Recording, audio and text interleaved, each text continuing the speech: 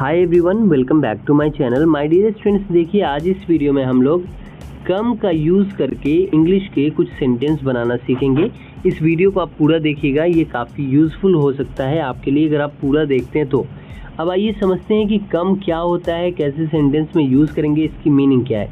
देखिए कम का मतलब होता है आना, ठीक है, और जिस भी वर्ड के लास्ट में ना लगा होता है वो एक काम होता है, और काम को हम वर्ब कहते हैं। क्या कहते हैं, यहाँ पे देखिएगा, काम को हम वर्ब कहते हैं। तो इसका मतलब ये हो गया कि आपका कम क्या है, वर्ब है।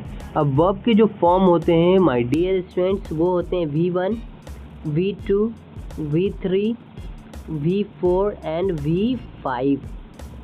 5 फॉर्म्स होते हैं वर्ब के। जब हम वर्ब से कोई सेंटेंस बनाते हैं तो वर्ब का पहला फॉर्म ही यूज़ करते हैं। इतनी चीज़ क्लियर हो गई। अब जानिए कि जब भी आपका सेंटेंस किसी वर्ब से बनेगा तो वो सेंटेंस इम्परेटिव सेंटेंस कहलाएगा, ठीक है। अब इस इम्परेटिव सेंटेंस में कुछ को हम कमांड कहते हैं, कुछ को ऑर्डर कहा जाता है, तो रिक्वेस्ट एंड एक होता है नेगेटिव कमांड NC, ठीक है। ऐसे समझ जाइए, रिक्वेस्ट वाला और negative command, order and command, ठीक है।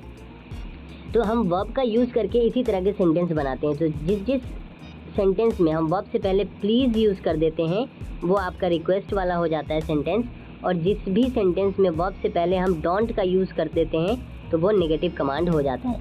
बाकी ये दोनों आपका डायरेक्ट वर्ब से शुरू होता है, ठीक है। अब आइए हम सेंटेंस सीखते हैं। तो सबसे पहले यहाँ पे क्या है, कम फास्ट, ठीक है। कम का यूज़ करके यहाँ पे सेंटेंस अब हम सीख रहे हैं। तो ये क्या है, कम फास्ट। कम का मतलब होता है आना, लेकिन जब हम बोलते हैं कम फास्ट तो याद रखिएगा कि हिंदी में ये जो फास्ट है ये पहले आएगा, और ये जो कम है ये आओ का सेंस देगा जो कि एंड में आएगा। तो अगर हम बोलते हैं कि कम फास्ट तो इसका मतलब हो जाएगा कि जल्दी आओ। फास्ट मीन्स जल्दी एंड कम मीन्स आओ। कम फास्ट, जल्दी आओ। आइए नेक्स्ट देखते हैं। नेक्स्ट है हमारा, देखिए, कम अप। ये वाला sentence, come up. Come up का मतलब क्या हो जाएगा, ऊपर आओ। अब यहाँ पे ऊपर किससे बना है, अप से बना है, और आओ किससे, कम से। तो अगर हम बोलते हैं ऊपर आओ तो हम बोलेंगे कम अप। पहले वर्ब रखेंगे फिर अप रखेंगे, ठीक है। उसके बाद है हमारा ये sentence, come here. Come here का मतलब क्या हो जाएगा, यहाँ आओ। हेयर का मतलब होता है यहाँ, ठीक है। हेयर का मतलब क्या होता है, यहाँ, जो कि आपको यहाँ देखिए लिखा हुआ है। एंड कम का मतलब हो जाएगा यहाँ पे आओ, तो जो कि यहाँ आप देख लें सेंटेंस के बाद जो है लास्ट में रहेगा। तो कम हेयर मतलब यहाँ आओ। आइए नेक्स्ट देखते हैं। नेक्स्ट सेंटेंस है हमारा कम से, कम स्लोली। कम स्लोली, तो ये जो कम स्लोली है इसका मतलब हो जाएगा धीरे आओ। स्लोली पहले आ जाएगा एंड आओ बाद में आ जाएगा, जो कि अभी आपने सीखा है। तो हम बोलेंगे कम स्लोली मतलब धीरे आओ। वर्ब को कहाँ रखेंगे, वर्ब को हम पहले रखेंगे एंड स्लोली को हम बाद में रखेंगे। अगर हमें कहना है नीचे आओ, तो आओ के लिए कम होगा तो हम बोलेंगे कम, और नीचे के लिए डाउन। तो कम डाउन का मतलब हो जाएगा कि हम ये कह रहे हैं कि नीचे आओ, नीचे आओ। कम डाउन, ठीक है, नीचे आओ। समझ में आ रहा है। अब नेक्स्ट देखिए, नेक्स्ट है हमारा come now. Come now. Come now का मतलब क्या हो जाएगा, नाउ को पहले बोलेंगे और कम को बाद में, हिंदी में। कम नाउ का मतलब अभी आओ, ठीक है, अभी आओ। कम नाउ, अभी आओ। उसके बाद है हमारा कम इन। तो इन की मीनिंग पहले देंगे और कम की मीनिंग बाद में देंगे। इन मतलब अंदर होता है तो हम क्या बोलेंगे, कम इन मतलब अंदर आओ। कम इन, अंदर आओ। क्लियर। नेक्स्ट देखते हैं। देखिए, वापस आओ, इसके लिए बोलेंगे कम बैक। क्या बोलेंगे, कम बैक। बैक का मतलब हो जाएगा वापस, एंड कम का मतलब हो जाएगा आओ।